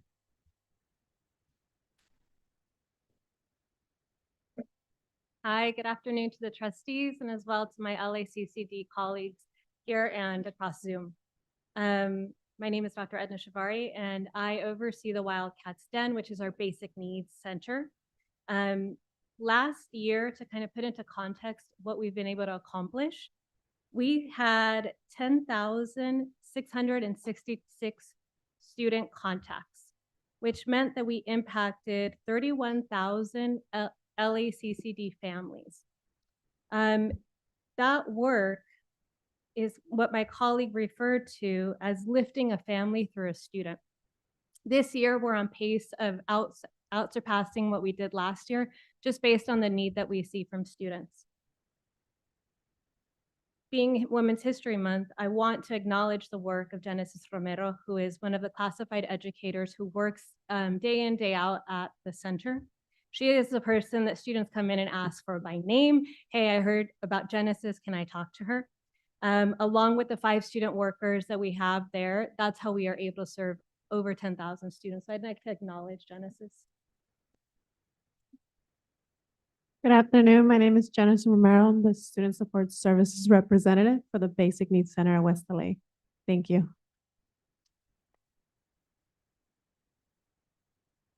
The work that we do in the Wildcats Den is really about equity, and that means liberation and joy. And so what we provide on a daily basis in liberation is to relieve the stress of students by providing free, healthy food throughout the campus. We provide basic need items, including school supplies for students. We also host different events. So just last week, we hosted the LA County, which provided a workshop hands-on on how to get up to $15,000 in rent relief. But then we also partner across the campus. So in 2 weeks, we'll be having an event with our Climate Center on how to make sustainable, clean household products. And that brings together not only sustainability, but also savings in the pocketbooks of our students and their families. We also bring joy to our students actively through things like our annual Friendsgivings event, Food for Finals. We just had a parents workshop where we had our student parents from CalWorks, Child Development Center, and across the campus bring their children And the children ranged from age only a few months old to 18 and hopefully joining us at the LACCD. They came to campus and we wanted them to feel like part of the West family. So what we did is not only did we serve them a really nice meal, we gave parents resources, we talked to the older kids about how they can join West, and we also provided a gift to each one of the children.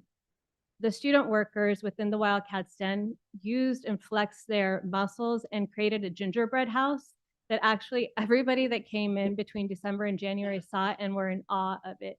And that's part of our equity work, is to make students really feel comfortable at the campuses, because that's how we get them to ask the difficult questions. That's when they're able to talk to me in Genesis and let us know, I'm sleeping out of my car, I don't have internet access, where can I plug in my laptop? It's through the small moments that we earn our trust of the students. And the words that we hear back from the students through Friendsgiving were, it was not just a meal, but it was a feeling of not being forgotten. And in the words of a mother that joined us for the parents workshop, me siento agradecida que toman en cuenta mis hijos en ese maravilloso event. And she talks about how she is grateful that her children were accounted for at West LA College. And so I thank Genesis, I thank Dr. Jordan, I thank Dr. Sims, as well as the facilities at our school, academic affairs, student services, admin services, because there are volunteers throughout the campus that make us provide this care for our students. And I thank also the trustees, because you have brought the forefront basic needs. And I think what we're doing here in the LACCD is admirable. So I thank you all for your support. Thank you. Thank you.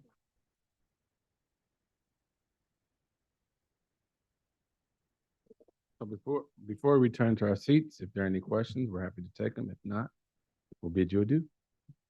President Hernandez. Yep. I don't have a question as much as, I really want to thank you guys because,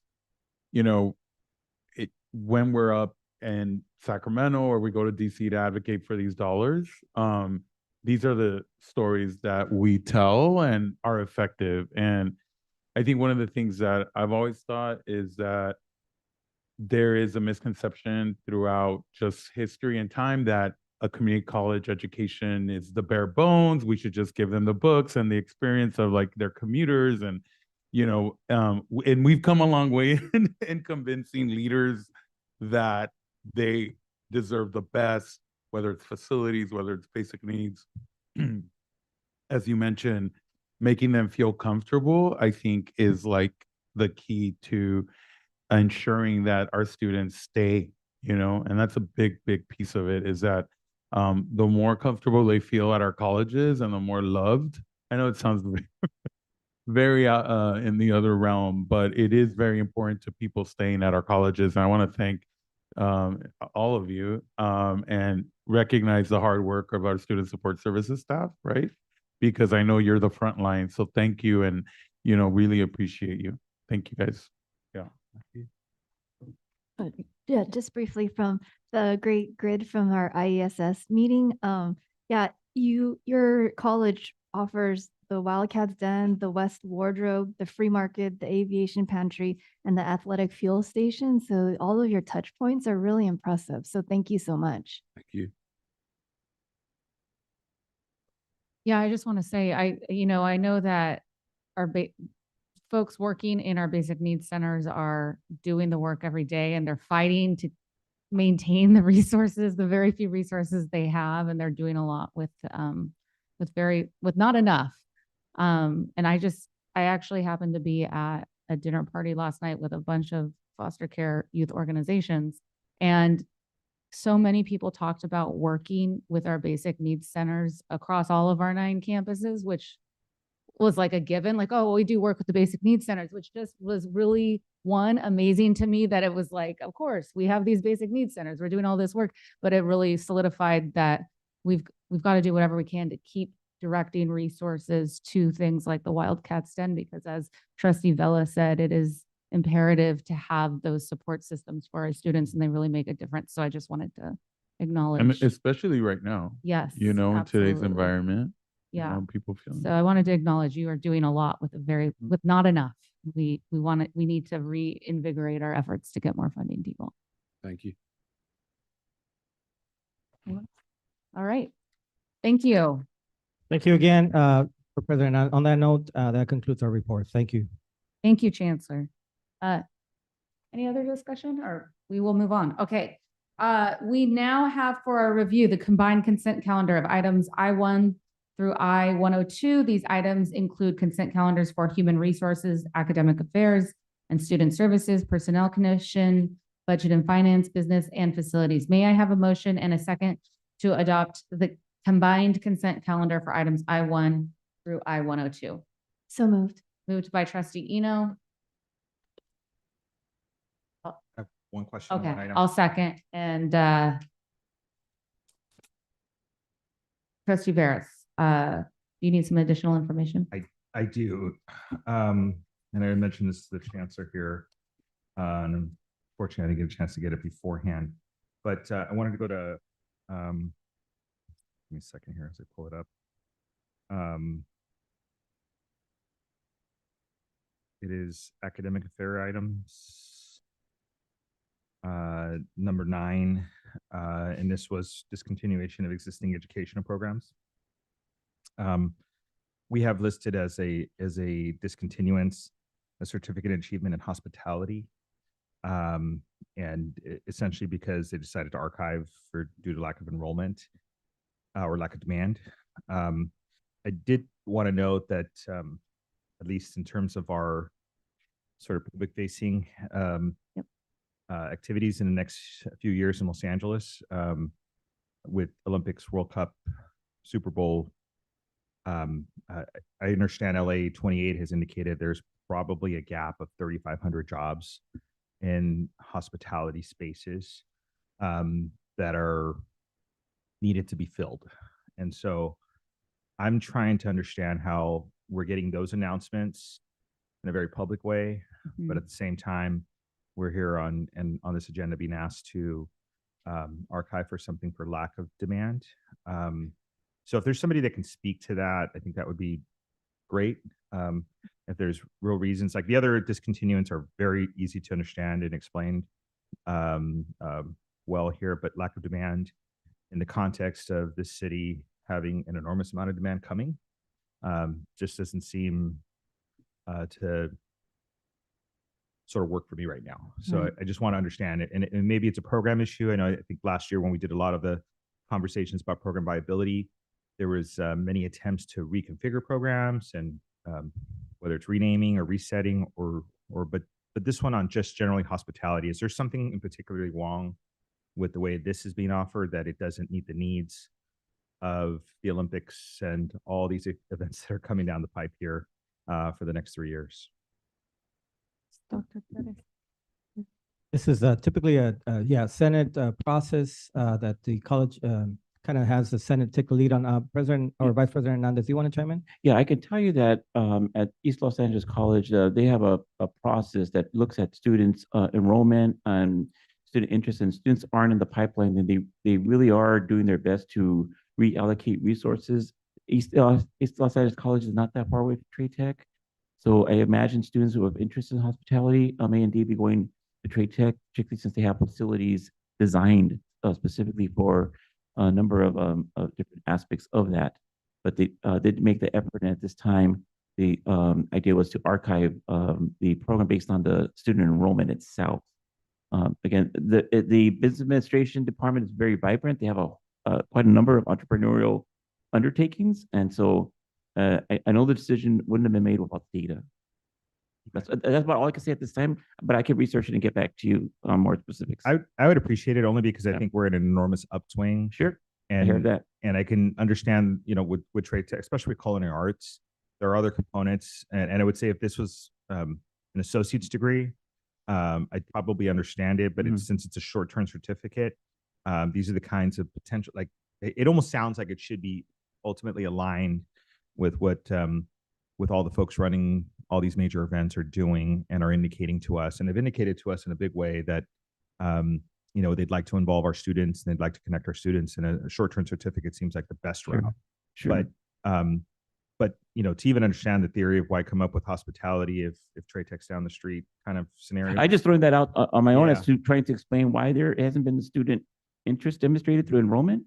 But there might be some other factors too that Okay. maybe we can share. That's why I'm Okay. asking. So if it's okay, can we hold that particular one? And then if we get back to information, happy to, obviously this is a Senate and faculty driven space. Yeah. But I want to make sure that it's aligned with sort of what we're all hearing and the meetings that we've had over the last several months with all the entities that are basically asking us for workforce needs here. So I would appreciate that. Thank you. Okay. So would that be a motion to amend? It would be a friendly amendment, make the motion in a second, just to basically table this or to bring this item back so that it's not voted on. Yeah, if that's okay with the motioners and seconders, we can bring this one back. Yeah. You're motioning. If I can ask for the amendment that. Yeah, second? Yeah. Yeah, okay. Okay, thank you. And then you can just go ahead and vote, Alright. and then we'll bring that particular item back when the information is provided. Okay. Any other questions, discussion? Okay, roll call, please. Trustee Boulna. Yes. Trustee Henderson. Yes. Trustee Hernandez. Yes. Trustee Hoffman. Yes. Trustee Eno. Yes. Trustee Vella. Yes. Trustee Vettis. Yes. Great.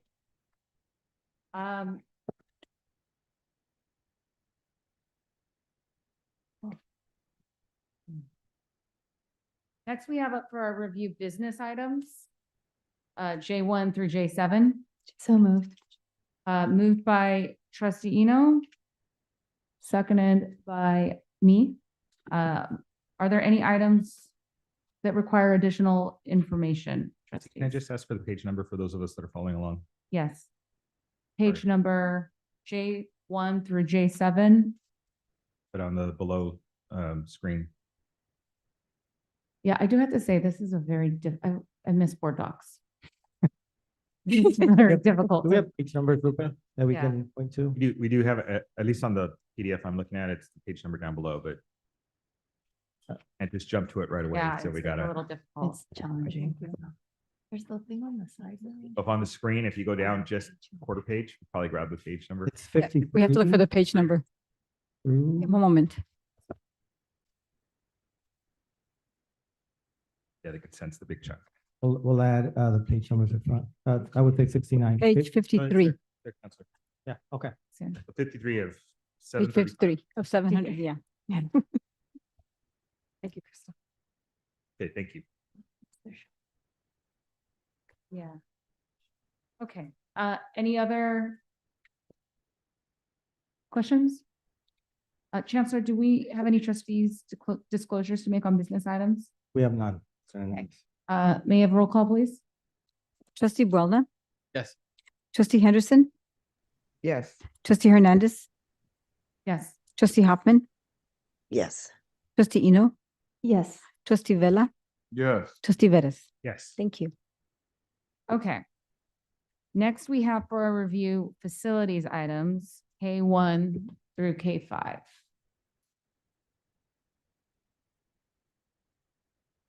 Okay, can I get a motion? So moved. Moved by trustee Wellna, Second. second by trustee Vella. Are there any items that require additional information? Okay. Chancellor Ramon, do we have trustee disclosures to make on facilities items? We do not. Okay, may I have roll call, please?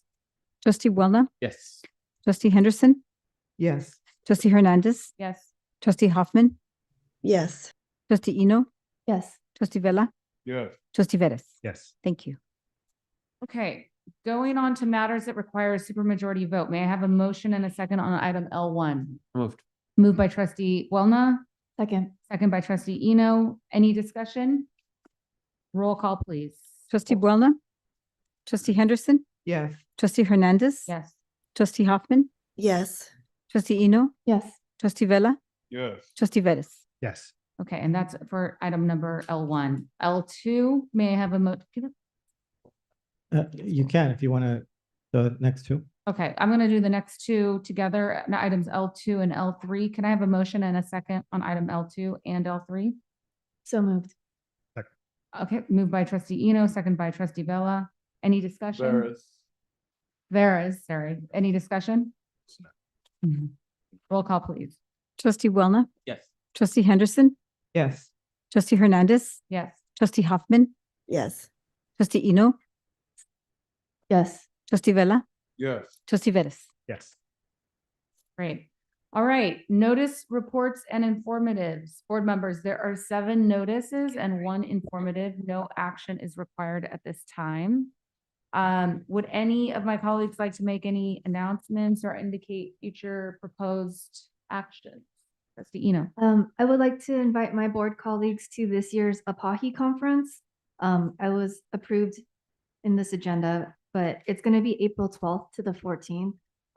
And it's local this year. It's usually in Oakland, and LACCD is one of the main sponsors, or one of the significant sponsors for the event, but it's a lot of information regarding the API, NHPI communities, Asian American, Pacific Islander, and Native Hawaiian.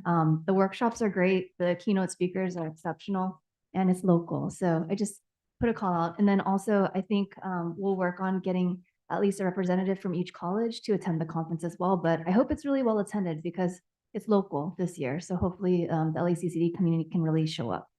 Thank you. Thank you. Thank you for that. Anyone else? Yes, President Hernandez, the Chancellor's Advisory on LGBTQI Affairs Committee will be held Thursday, March 26th from 2 to 4 p.m. via Zoom. We do have a presentation from the LA LGBT Law Center, the AIDS Diva documentary, the Thrive with Pride Scholarship, and the state LGBTQ funding, and also reviewing the LGBT Bill of Rights. We'll also be talking about the Lavender graduation and the Pride celebrations that are upcoming in June. Thank you. Sorry. Great. Yeah, one more. And also, we're also having our APITA Advisory Committee to the Chancellor on March 17th from 2:30 till 4 p.m. Also to look into the needs and the API community. So thank you for that. Great. No other announcements? We are going to move on to public comment. These are requests to address the Board of Trustees regarding matters not on the agenda. I have 2 public comment requests. First, we have Luis Valle. Oh, before we do that, I just want to remind everyone, the First Amendment and the Brown Act guarantee a member of the public the right to criticize a public employee or public official in the performance of their duties. However, speakers are encouraged to focus their comments on issues relevant to the conduct of the public's business rather than private or unrelated matters. Speakers are reminded that the Brown Act and First Amendment do not protect defamatory statements made, which may subject a speaker to personal liability. And the first person we have right now is Luis Valle, if he's here.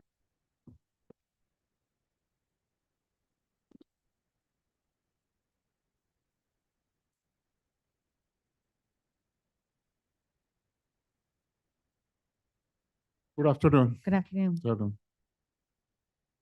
Members of the board and Chancellor Roman. My name is Luis Valle. Like many of this room, and like you, Mr. Chancellor Roman, I am a product of the immigrant dream. I built my business on the belief that in this country, if you work hard and follow the law, you are protected. Chancellor, when you took office, you pledged culture of accountability. You spoke of your roots and the importance of equity. But today, just few hours before this meeting, your legal team executed a retaliatory termination for cause against my company, Valle Grande Construction. Is this equity you promise? May I ask? In September 2025, I put $55,000 on my own company sweat and capital into your building to save the project. The district was mismanagement. Your team response was to squeeze me, withholding my pay applications for 3 months and offering me only $20,000 for the same month of September 2025. You use my small business as an interest-free loan for a multi-billion-dollar bond program. I didn't abandon this project. I carried it out until the district strangled my cash flow to create a pretext for the default you are claiming today. I have evidence.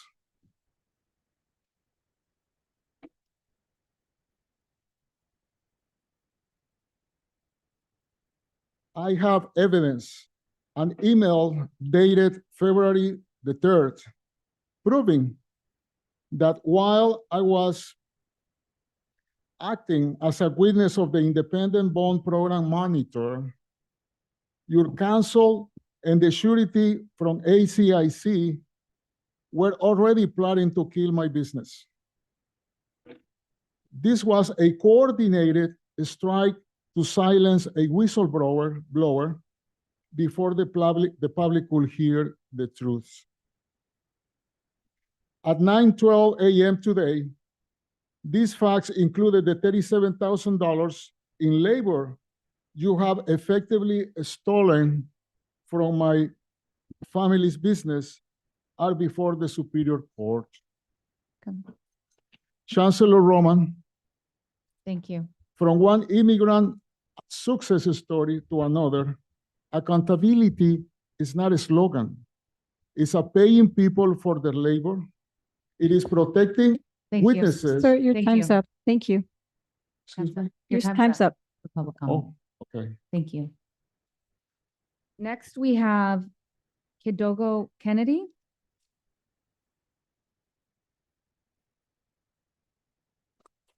She's on, but, or he's on. He needs Okay. to unmute himself.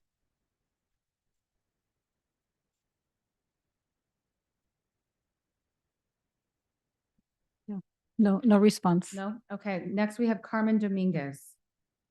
Sorry. And this is this is for items, S3. yes, regarding closed session agenda. Yes, thank you.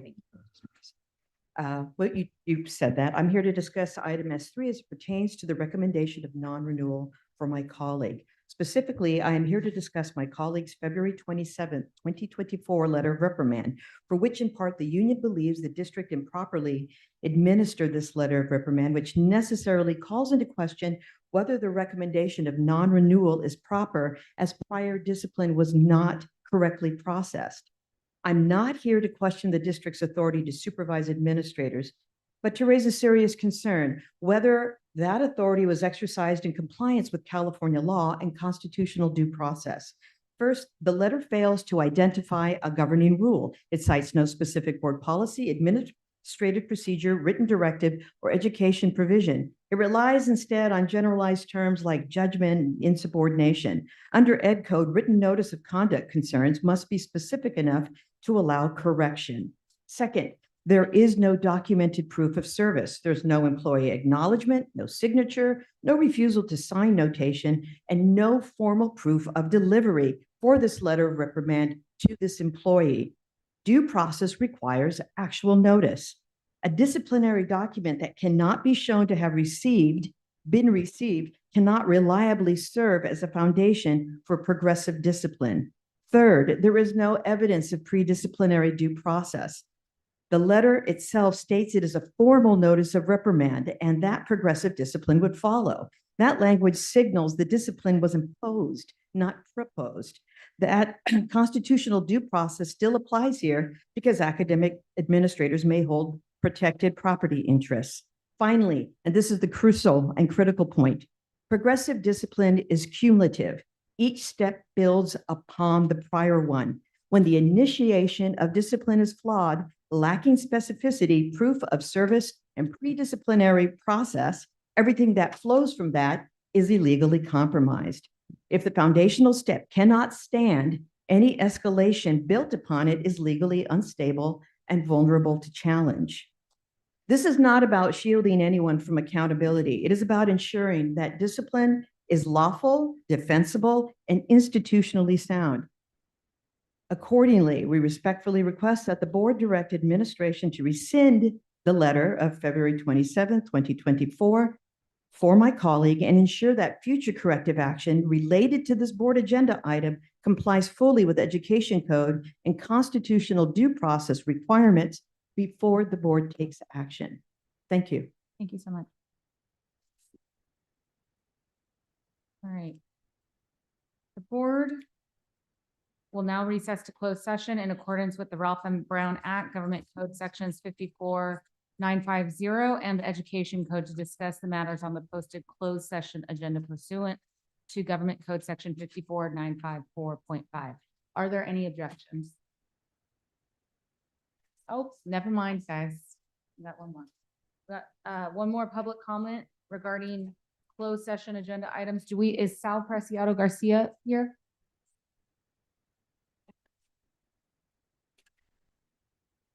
All right, going once, going twice. All right. If he's not here, then we are going to now go into closed session. Any objections?